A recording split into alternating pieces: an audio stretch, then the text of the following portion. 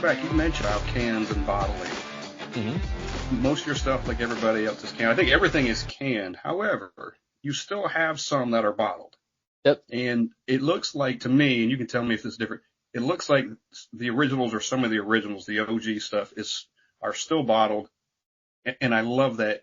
Is it nostalgia to keep that around? Is it customers saying, hey, you got to have it bottled still, or what keeps those bottles alive? Yeah, it's customer demand pretty much. As our historian and archivist, I love the nostalgia aspect of things, but,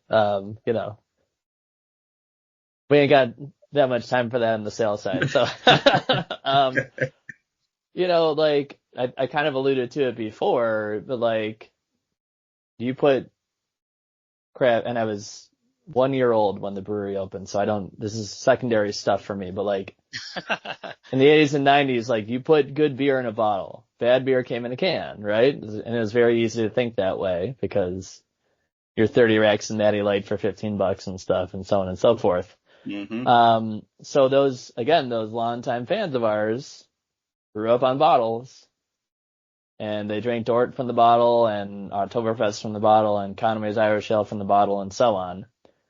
So those guys are still around, still love our beer.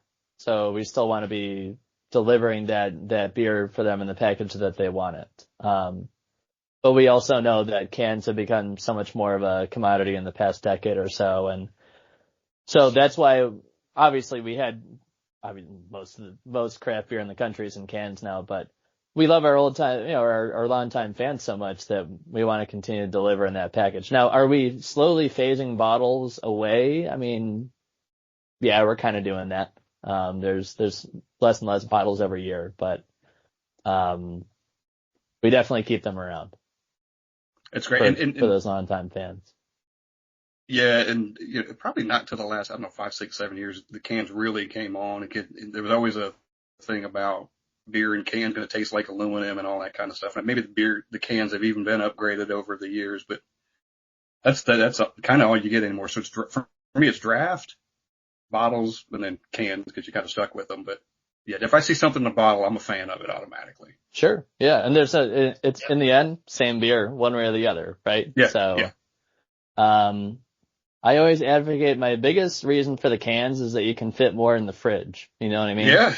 Yeah. When I carry my free case from the brewery to the car, it's just way easier when it's in cans than in the bottle. And it's the same volume that's in the bottle. Same volume. Yeah.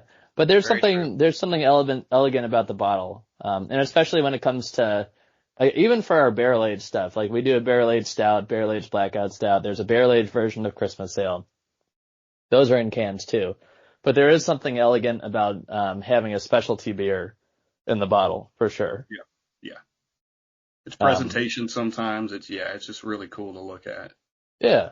Especially the bombers or the cork and cage, all that stuff. That's exactly what I was just thinking of. Yep, those bigger bottles, yeah. Those Belgian goose and all that stuff. So, but if we open up Tennessee, you guys are getting cans. Sorry. Oh, that's okay. We'll take what we can get. Cans, okay. Yeah. I've been saying for years, my friend, that I wish Great Lakes was sold here. Because every time I go up to Ohio, I'm like, I have got to load up on what I can find. I'm not saying you never know. I'll say you never know. Yeah. I looked the other day because you guys on your website have, kind of a find it, on beer, like where can you find your zip code in? And I knew we weren't going to find any in Tennessee, but there literally is some just across the Kentucky border. Like you don't even have to go all the way to Bowling Green. It's like, that's probably 40 minutes from here. So it's 40 minutes here. So it's doable. It's very, right there, doable. Guys. It's right there. Yeah.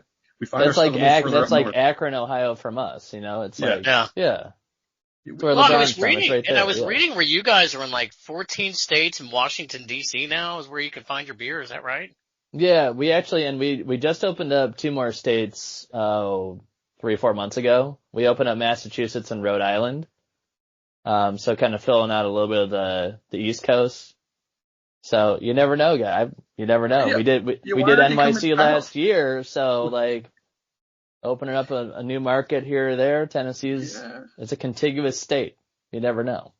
I mean, you're so close. You're so close. Yeah. Let's Yeah. go south a little bit. We'll come up and see you. You guys come down to us too. That'd be great. Yeah. Yeah. And has that been a slow growth over the last few years of expanding to other states? As far as like we don't want to overtax ourselves, but has it been kind of a slow burn into doing that kind of thing? Yeah, so like our setup, our production facility can probably realistically handle like 150-ish.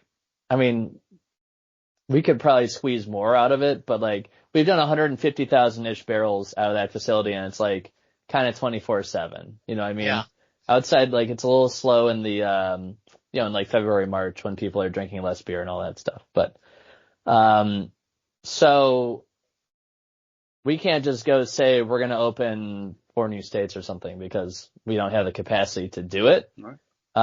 And I don't know, the conversations you have with other people in the biz, but like craft beer right now is kind of stable, but not Right. really growing or anything. So like we're kind of happy where we are. If there's a little bit of growth here and there, maybe it's kind of helping us stay at that even keel, or up a couple of percentage points, something like that. So those we call them levers. You can pull a lever, do that, do Yeah. that. So, but we really like historically outside maybe like the late 90s, early 2000s, the Conways have been very methodical in their growth approach. And even when they opened new states in the heady times of the 2000s, it was never like, we're going to open 10 new states at one time. It was like, okay, we'll go, Pennsylvania, Detroit, actually we weren't even in Indiana until sometime relatively recently, which is kind of funny. Chicago, stuff like that. Yeah. It was never just this big like money grab because everything's affected. And I'm not saying like you can expand fast and do it well, but, that's never really how the guys rolled. It was always just like quality product first. Okay, we did that market right. Now we can think about this one and move on from there. Get good people in all of them too, Yeah, and if you add new market, you still have to be able to sustain what you're already doing and not piss anybody off that your Right. customers have as customers. Yep. And in the end, you guys know from down there, it's like ultimately the local markets is king. So like, I'm sure it's probably mostly tap rooms and stuff like that down there anyways, but those who do package their beer in cans and bottles and stuff sell most of it close to home anyway. So like, even though we're in 16 states, a majority of what we produce is consumed within 50, 100 miles. Really? Yeah. So, that's amazing stat. It's pretty much northern Ohio. It's not far. Yeah. So in the states that you mentioned, for people that may be listening to those states or other places, what are normally the offerings from Great Lakes that they're going to be able to find? So pretty much anywhere in the states that we're in that goes basically the states around the Great Lakes. So Minnesota down through, obviously Wisconsin, Illinois, and so on, going over to the other side, New York, of course, PA and all that. And then East Coast. So again, I mentioned Massachusetts and Rhode Island, New York City, DC, Virginia, and all that. So that's kind of our footprint. You're going to see the classics because, Dortmunder and Evan Fitzgerald and so on. Well, actually, the further you go from Cleveland, the less Dortmunder you see, but Elliott Ness, Edmund Fitzgerald are huge further away from home. You'll see the seasonal. So Christmas ale, of course, is going to be everywhere. We'll have to talk Christmas ale in particular because that it's totally insane what that beer does. But Oktoberfest and Conways are huge. But the sales guys are definitely trying to make sure that like Midwest IPA and Vivacious get out there. It's tough because everyone has their own local IPA. You know what I mean? But, right. Midwest will be out there and it's a very consistent and, affordable. Easy drink. Approachable IPA and all that. That's a nice ABV on that Midwest too. I was looking at it when I poured it a minute ago. It's a 7%. It's a really nice, the 9 might be a little too much for some people, but that 7 to me is just right on par. Yep. Anywhere between 6 and 7 is kind of perfect. Nice is the operative word for that beer too, by the way. Yeah. Midwest, nice. Mm-hmm. Yeah, Midwest, It's nice. nice. That's what that beer is all Everything about. about it. Yeah. Everything about it is very nice. It's the perfect word. Yeah. Everything about that beer is nice. Just like us. Just like us in the Midwest. Exactly. So. There you go. When I rate this beer later, that's my comment. It's going to be nice. It's just nice. Yeah, exactly. Nice. Yep. It's a nice IPA. It's approachable. It's friendly. It's just like us in the Midwest. Yes. Yeah. So that's what people are going to see. Yeah. So you sent us Christmas Ale, and it's almost, as they say, it's the season. Let's talk about it, because it's one that like you all let's dive in. I got a whole section on Let this. us dive in, because Christmas Ale is something that crack the knuckles. Great Lakes has been selling for quite some time, right? Yeah, so this beer is in the early 90s. I mentioned Dortmunder and Elliott Ness are kind of the first two. We brought on a brewer in the early 90s who was more familiar with ale fermentation stuff, so that's where the pale ale and the porter came from, and the Christmas ale. So we say 92, and we wish that Pat and Dan wrote more stuff down, so we're kind of like, it's probably 92. That's when we started distributing. That's what we could tell. It's probably 92, yeah. And the inspiration there was really Pat. He wanted to make a beer for the holidays. He wanted to make a beer that channeled that spirit, and in particular, from the Midwest perspective. So there's like Celebration from Sierra is a wonderful beer. Yeah. It's one of my favorites, period. But they tried that, and they're like, it's very hoppy, and it doesn't feel like a Midwest holiday beer and all that. It makes sense for the West Coast. And of course, there's the Anchor one. There's maybe a little bit of inspiration there. So they landed on this blend of honey, cinnamon, and ginger.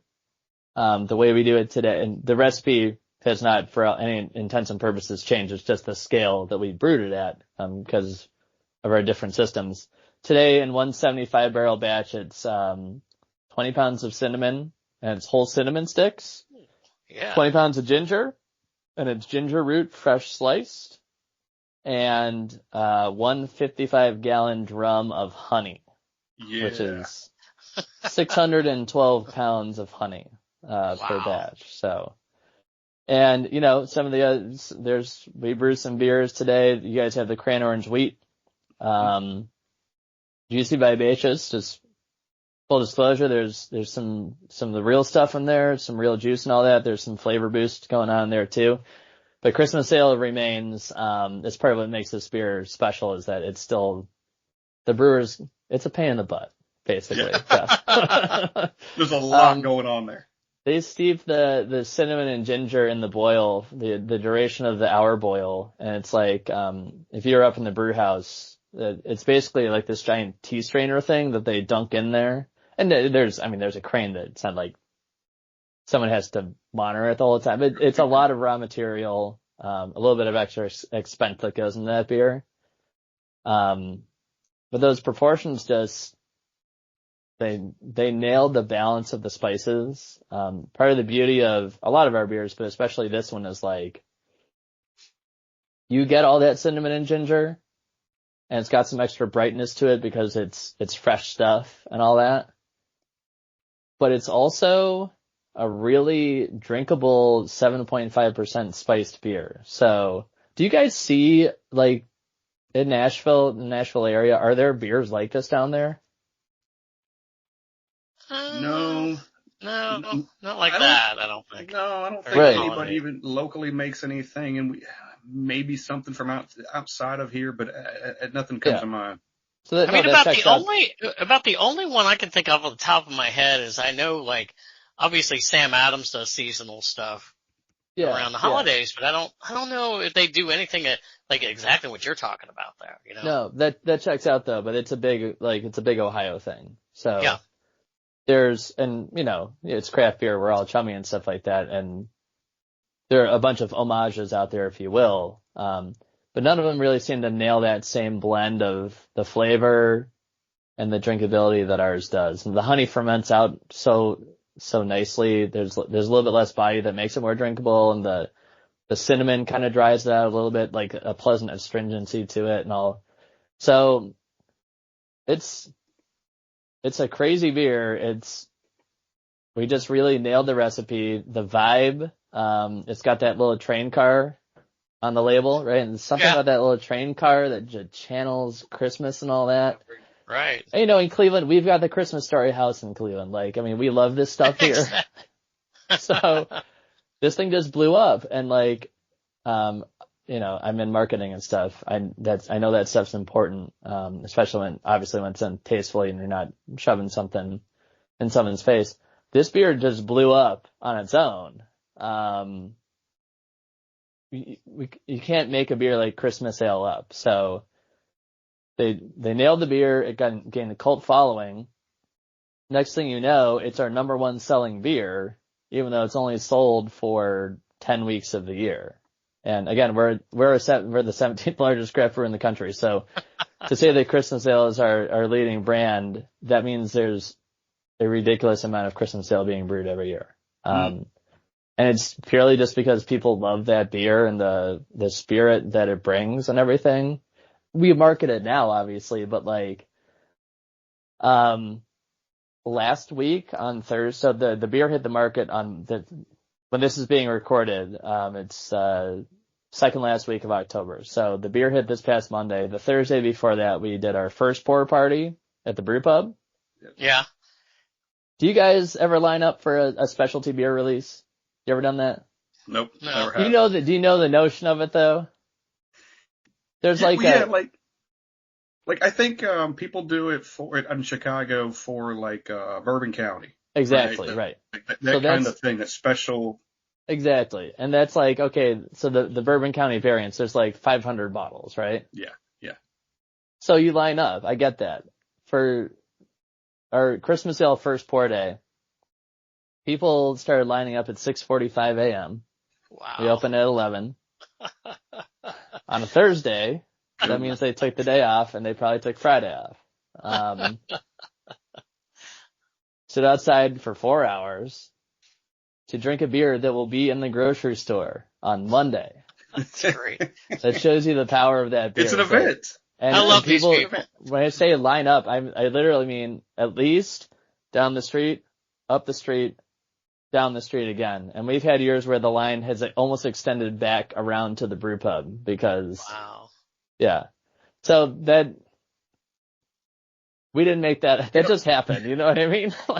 And thinking about that, there's probably people that you have run into and met that probably have done that for a number of years. Like it's a yearly tradition that they gather for. Absolutely. And so we do a fun contest where, we ask people to submit, it's been different submissions throughout the years, but we ask fans to submit, something to be the first pour VIP. So they get to go behind the bar, receive the first pour of Christmas Ale and everything.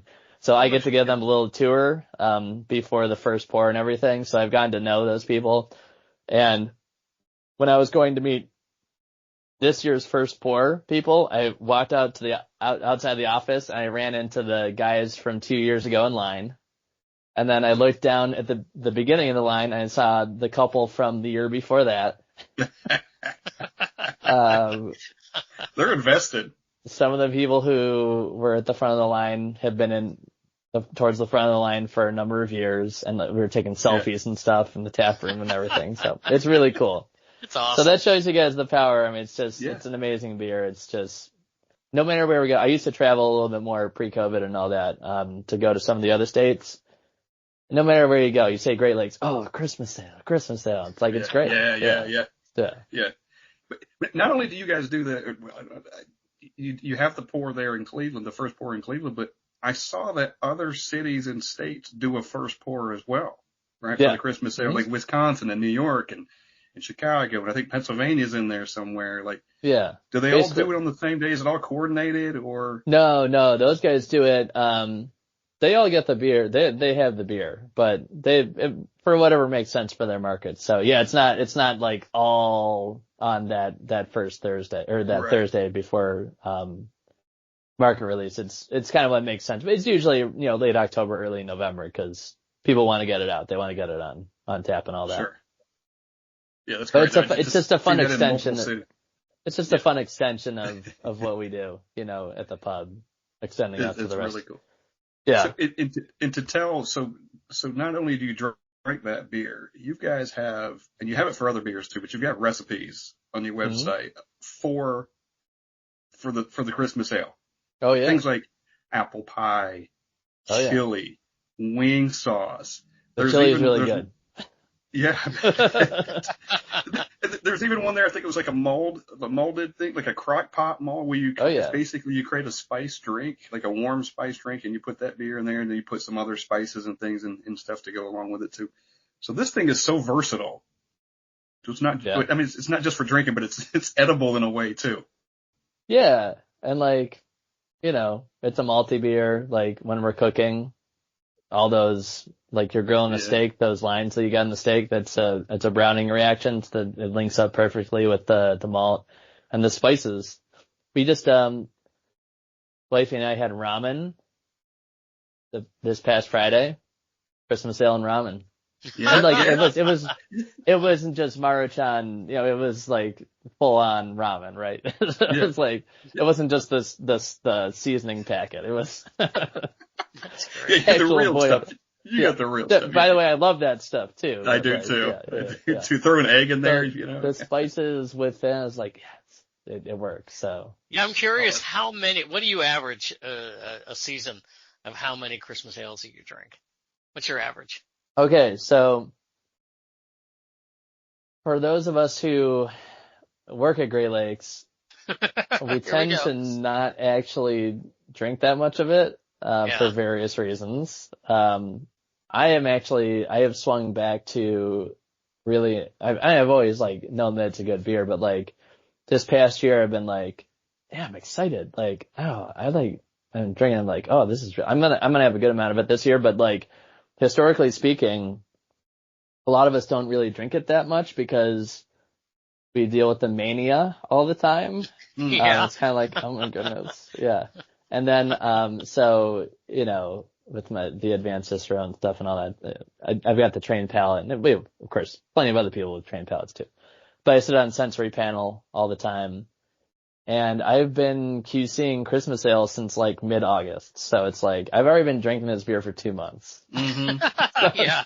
By the time it comes around, it's like, yeah, and you're not even really getting to drink it like casually or leisurely, right? You're drinking it for work in that sense. So. Yep. Yeah. But no, but this year I don't know if we got the little girl, in our life this year, and I think there's a little bit more of that vibe. So I almost brought a Christmas ale to enjoy on the pod, but I kept it Midwest. Yeah. Well, you sent us one, and I'm looking forward to it. And we don't want to hang on to it too long because we want it to stay fresh. But I think what I'll do is, I think it's going to be 86 here tomorrow. I'd like for a nice chilly night sometime soon. Right. Yeah. You guys are a little bit further south. Yeah. The nice weather's hanging on. Yeah. I mean, it's really nice. We're going to set a record tomorrow at 86, and I love it. But it doesn't really lend itself to drinking Christmas ale. I mean, I will. There's no problem. It's just but we see that too, though. Usually the couple days leading up to first pour, it was like 50 and gray here, and it was like, yes. Yeah. Because that's good. Ideal. Yeah. You can bet when I'm up in Ohio in early December, I'll be getting myself some more Christmas ale. Yeah. Maybe you could bring your buddy back some too, because I feel like I want to cook some. Now I want to cook with it. There you go.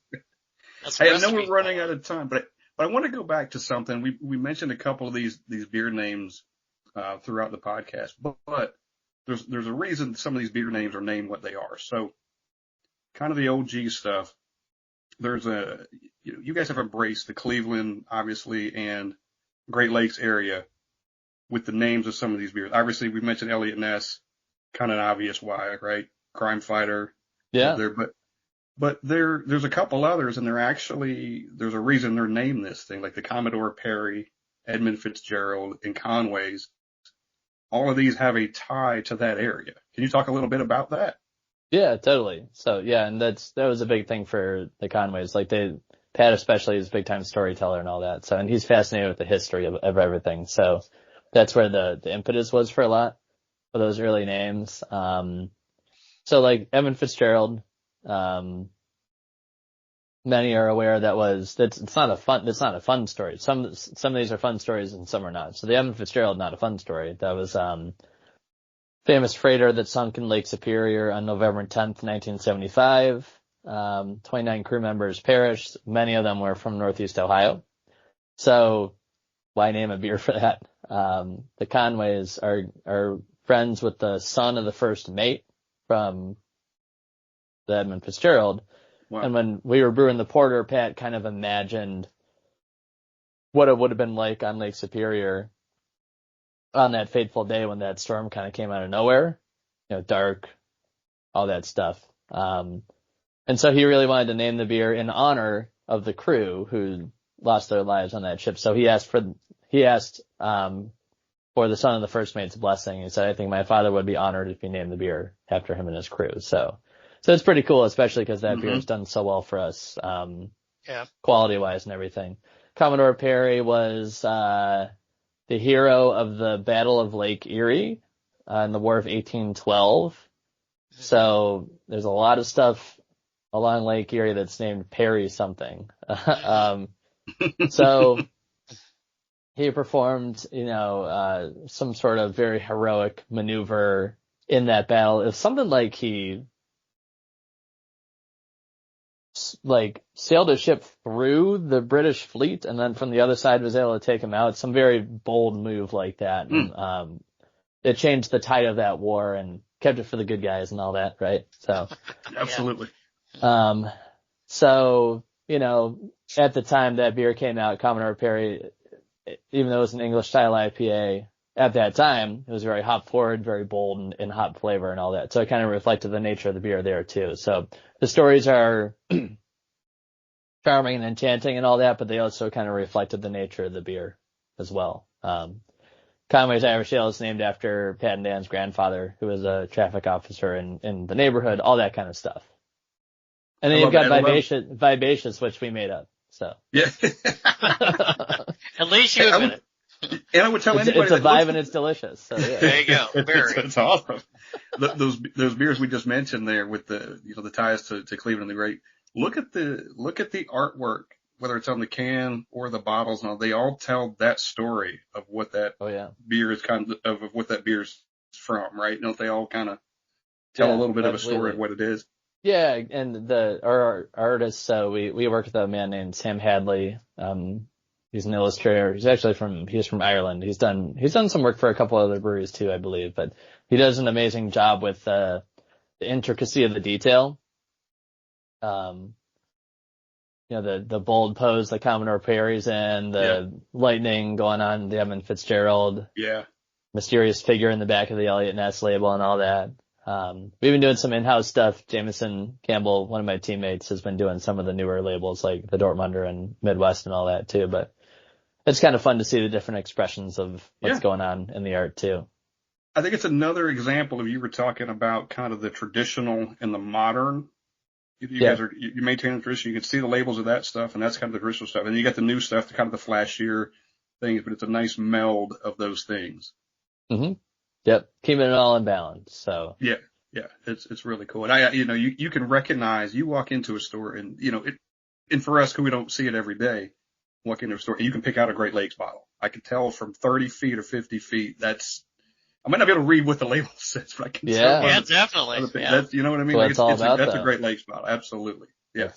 It's about that recognition. So. It is. Yeah. Really cool stuff. Have you got a couple of more minutes or you want to kind of wind this down? I'm good. We can keep going for a little bit. Yeah. Yeah. I got a little bit more time. I'm cool. Yeah. Okay. We don't want to keep you too long. What do we still need to hit? You guys are the MCs. I'll tell you what.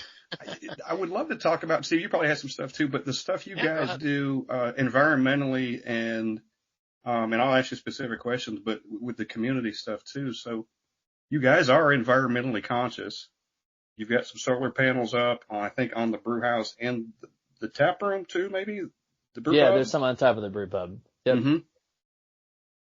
And you mentioned the River Burning Fest beer that you had to go with. Yep. But you guys actually, there is a Burn Fest, right? It's River Burning Fest. Yeah, so the beer kind of preceded all that, but when we started doing, and the river caught on fire, it happened everywhere, but we got some Yep. notoriety for it in Cleveland. Big historical event up there. Yep. Indeed. Yeah. June 22nd, 1969. So we used that, obviously it was kind of a cheeky thing, for the beer, but then we used that brand for some of our philanthropic efforts, specifically for water conservation up here. Haven't been able to do the fest for a little while, COVID kind of killed it for a little bit, and it may or may not come back, but we still generally do water conservation efforts. There's a group up here called Drink Local, Drink Tap we've been doing work with. A lot of that stuff comes from the pub these days. When it comes to general sustainability stuff, we actually just won an award. Oh my goodness. I'm going to cheat. Go if ahead. I'm allowed to. And I'm going to look You can. There's no hurry. yeah, I'm going to look at our Instagram pauses. so I can give it a proper shout. Yeah. So they actually got quite the platinum level business resource champion award by the local local county recycling, some sort of group. So Okay. those kind of things we're still able to do. Unfortunately, with so many other things and the current state of, that's not a general commentary, but just like our industry and rising costs for everything and fallout from the past couple of years and everything, or from 2020 and 2021. We haven't been able to do as much stuff as we did in the past, but that's still a very core part of what we do at Great Lakes. Right. It's a little bit more localized right now in small scale, but knowing Pat and Dan, when they have the funds to bring it back to a bigger scale, they will definitely do that. Because they're good guys. That's it's very heartwarming for working for a couple of guys who care that much about the people and the planet on top of their business, Yeah, and I think it even says on your website, 90% of beer is water, so it makes sense to take care of that and to give back and to recycle where you can and those kind of conservation. Yep. And those things. Obviously, you guys do you recycle the spent grain, which is always a huge thing, right? You can livestock and what else you ever may do with that. We've got a circle of life thing going on, brew the beer, spent grain goes to the cattle. Market across the street from us buys beef from that farmer, butchers it, goes to burger patties, goes to the pub, and the cycle continues. Yeah. That's been on and off, but I'm pretty sure we're doing that again right now. So, yeah. Okay. Yeah. It's a beautiful thing. Wouldn't it be funny if you get the patties and they're like, tastes a little bit like Dortmunder grain. That's what those cows were eating. The happy cows. Yeah. Maybe had a little buzz when they were eating it. Yeah. Well, it's all pre-fermentation, but extra sugars though. Extra sugars. Yeah, but they're fat and happy they are. Yeah. So that stuff's important for us. Oh, yeah, no doubt. And you mentioned earlier you guys have a farm around the corner too. Yep. It's an acre of urban farmland. That was when that was founded was probably the largest urban farm in the country. It may not be anymore, but it's fairly vast, and it's got a beautiful view of the downtown Cleveland skyline too. So nice. Tons of produce. Don't do anything like hops or anything there, but a lot of produce that we serve in the pub. Okay. All right. So you just grow it there and just bring it over to the pub. Very nice. Yep. I saw something on your social media today that was pretty cool. Steve, I don't know if you saw this. Maybe you did. It's not even out yet. It's called Interstate Tailgate. Beer that you're coming out with. I haven't seen that. Okay. So it's a 50 West in Great Lakes collab. Cincinnati and Cleveland. It comes out with 11/2 November. Yeah, I think the big tapping party is in early November. Yeah. So how does something like that come about? It's just, hey, we just two cities get together and hey, let's make a beer. That was the local sales guys. I think they're friends with the peeps at 50 West. So that's how a lot of those, we've got that. We do one with Lakefront in Milwaukee. So that's an annual collab as well. That's for the Great Taste of the Midwest Beer Fest. But you guys were at Great American Beer Fest, right? Were you guys both at that? Okay. Scott was. Yeah. I wasn't. Yeah, I was there. Yeah. Good times? Yeah, good times. We did. Did you go? Were you there? Oh no, I've only been the one time. Yeah, it's been a while. So. Yeah, we did the Friday event, but we like to go a few days early, and we hit this year we hit Colorado Springs for a couple of days and hit those breweries, and then go to Denver for the big event. So we've done Fort Collins before, and we'll do different cities every year, and then hit Denver on the last day. Cool. Very nice. Check it out. So yeah. Yeah. So anything you can tell us, any not breaking news, but any exclusives you can give us for 2025? Anything coming up? Expansions? There's nothing concrete for anything like that right now. What I can say for sure is we have we had a different hazy in the past, which was a solid brew and all that, but this Midwest IPA kind of being like the big thing for us right now, there's going to be a hazy version of that rolling out. That is, for those who are listening who are in the distribution area, there's going to be some draft of that floating around. It's actually kind of floating around right now. Like if you're in the Northeast Ohio area, you could go to like Winking Lizard Taverns, our local chain, kind of craft beer chain. They've got it on tap right now. So there's going to be a hazy version of Midwest coming out. It's the same nice approach. It's not overly heavy. It's not super turbid and stuff. It's hazy, but there's not chunks and stuff floating around there or anything like that. So. Right. That's coming out. I didn't send you guys this, but, I don't think I did. There's a light lager. I mentioned it earlier, I think in the podcast. It's called Cold Rush. Okay. That might be a big thing next year. We'll see. We're kind of feeling that one out right now. Yeah. So 4%, 100 calories. It's, rated higher than a 3.5 on Untappd. Right. I tell you, we've come across some light lagers recently. Ryan Guy's had a good one, has a good one.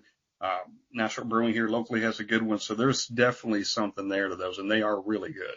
Yep. Yeah, it's playing that same sandbox as Cincy Light and all that. So those are kind of the things. But the nice thing is, when it comes to the beers and all that, I mean, we need to be coming out with new stuff, but some of the stuff we've come out with recently is it's clicking. So we're going to kind of keep rolling with that. But hazy version, just like there's the juicy version of Vivacious, right? There's the juicy version of Vivacious, hazy version of Midwest. Yeah, and the light lager, I mean, those are the big things. We're still going to be in Ohio City for the brewery for the foreseeable future. Tennessee, we'll see. Yeah. I don't know. Yeah. I tell you what, if Indiana messes up, if they just mess up a little bit, you kick them out, you come here. That's right. We'll twist your arm. Come on down. Yeah, Indiana, you're on the clock, baby. It's all about contiguous states and stuff, and you guys are right there. So we're right here. You never know. Maybe this podcast will be what gets it done. Hey, that would be awesome.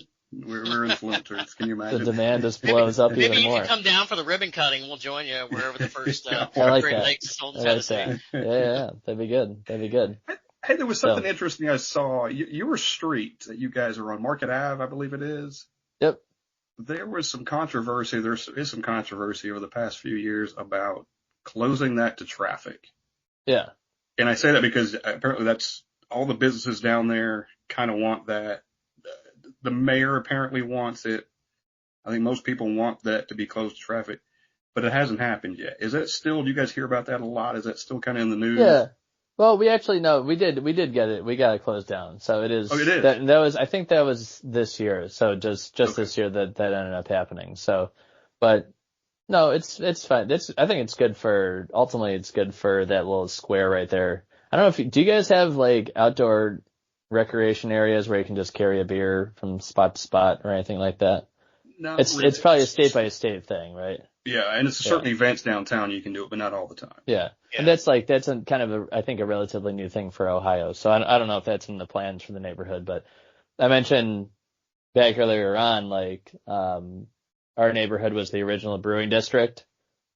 It's that again today. So that's kind of the hub where the highest concentration of breweries is, in the city of Cleveland. So I think the street being closed is probably good and maybe who knows, a sign towards something like that down the road. Yeah. But I'll tell you what, for the first board party that we just had, it's definitely nice to have the street closed down. Oh, I bet. It's Just awesome. We were able to have that overflow area. It was like 60 degrees and sunny, which is perfect for like the beginnings of Christmas sale because it's cooler, but it was nice and dry out and all that. You can be outside. Yeah. Do they put like bollards at the end of the street or something so cars could get through? How do they? Yeah, how do they do? yeah, exactly. Yeah, okay. There's a big planter type thing. Yeah.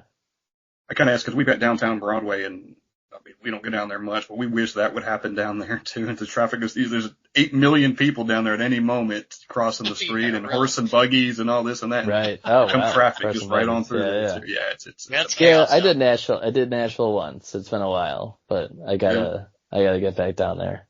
Well, if you come Some back, beer, we'll show you the good stuff. You don't go downtown. We'll right. take you Totally. take you to places the locals. That's where I was, but yeah, Yeah. I gotta do know that. exactly what you're saying. Yeah. Yeah, you can do that once. So really big for the people in your area. You guys are the official brewers of the Cleveland Cavaliers, and you have a beer that is specific. I won't say specific before that, but it is served at with that Rocket Mortgage Fieldhouse. Yeah. Right. It's called Easy Buckets. No, yeah, absolutely. So yeah, for a larger craft brewer like us, having partnerships like that is big. We had one with the Guardians, the baseball team, for a little while. We're doing Cavs right now. And that one, it's been a fantastic partnership. The Cavs run a really good show. It's a great franchise. They whipped their opposing team by 30 points in the opener, so I'm pretty hopeful for the season right now. And they're great partners. It's a wonderful space, the arena downtown. There are of course events that happen all year round outside of just the basketball season too. They have a really cool bar space in the arena that's got I think about 10 different beers on tap from us, and we're always trying to feature some new things there. And then yes, there's the collaboration beer called Easy Buckets, which we have 3 sports beers. There's a vague football beer. It's actually with Joe Thomas, the retired lineman. I saw that, yeah. The Rally Drum, which was the general baseball theme, and then Easy Buckets, the blonde ale. All easy drinking sessionable styles for easy to tip back while watching games and all that. So yeah. I think we're on year 3 of that partnership, and it's been pretty cool. The opener's tomorrow. Yeah, I will not. I think I'm on baby duty. Yeah. Am I on baby duty? Yeah. Yeah, especially since this ran long, so you definitely. Plus, I went to a lot of baseball games, so. Yeah. This close, guys. We were this close. Yeah. Watch out, Yankees. We're coming. Well, it's I am a Yankee fan. I didn't want to bring up at the beginning of the podcast because I figured you'd leave, so I. Oh no, you're fine. As long as you're not a Red Sox fan, I'm good. No, oh my God, that's the bane of my existence. I'm a Reds fan. Yeah, long suffering one. So. Hey, you got our boy. You got Tito. You're good. Yeah, got Frank Cohen, and we got the hitting coach today too. That apparently, that's all that. So Tito's had success everywhere he's been. So he's the man. Yeah, I think it's all Ohio World Series next year. Yeah, that'd be awesome. Yeah. I think the Yankees will have something to say about that. Yeah, we'll see. No, we're finally going to take you down. I know it's only been 4 times we've only been eliminated by the Yankees 4 times in the past 7 years. So, we're going to get this one. Yeah. I was worried about this series this past year. I was a little worried about it. It was good. Those games could have gone a different way. God, you guys got back in every one of them at the end of the game. You got back in every one, and I'm hopeful. Yeah, it's going to be fun. Yeah. No doubt. Steve, do you have something to finish up with? Yeah, just one last question. For people that are obviously listening to this podcast, and if they don't live in Cleveland, but they come to Cleveland, they want to go to Great Lakes, you guys do tours sometimes, right? Absolutely, yeah. The whole campus experience is top notch. We already talked about the buildings, the charm, the mystique for all that. Pub food, again, is amazing, but the events type stuff that we do are excellent as well. So, and again, I was a tour guide for a couple of years, so I always gotta pump my fam up, but Tours are Friday nights, Saturday most of the day, Sunday early afternoon. Hour long. I mean, you get this experience in person. It's wonderful. Yeah, There you go.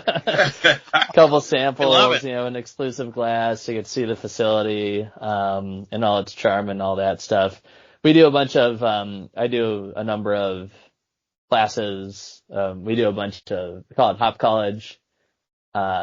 And it's a lot of pairings actually with local businesses. So like, there's a place that makes donuts with beer. So like we did the beer and donut pairing and all that stuff. So definitely if you're coming down, do more than just the pub. The pub's awesome, but there's so much other stuff you can experience down there as well.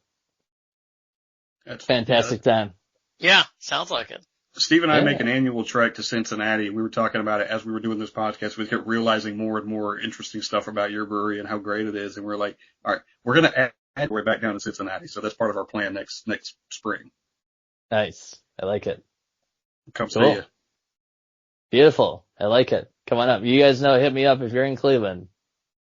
Don't worry. You hit me up and beer. you get the behind the scenes and all that. So Love it. Oh, yeah. Love it. yeah. We'll make sure to do that. Cool. Beautiful. All right. Steve, you going to wind it down? Yeah. Well, Michael, thank you, very, very much. We appreciate it. And, I think that, hopefully we'll have you back one of these days again. And we That'd be can great. talk more beer with you. Let's Yeah, do we it. got more questions. Okay. I know we only hit the first half tonight, right? That's really I think good. so. You got it. You got it. I like Awesome. it. Well, thank you. Thank you very much. That's Michael Williams. He is with Great Lakes Brewing in Cleveland, Ohio. And that's going to do it for us. For Scott Turon, I'm Steve Sullivan. And this has been the Brewery Underground Podcast. Thanks, guys. Cheers. Cheers.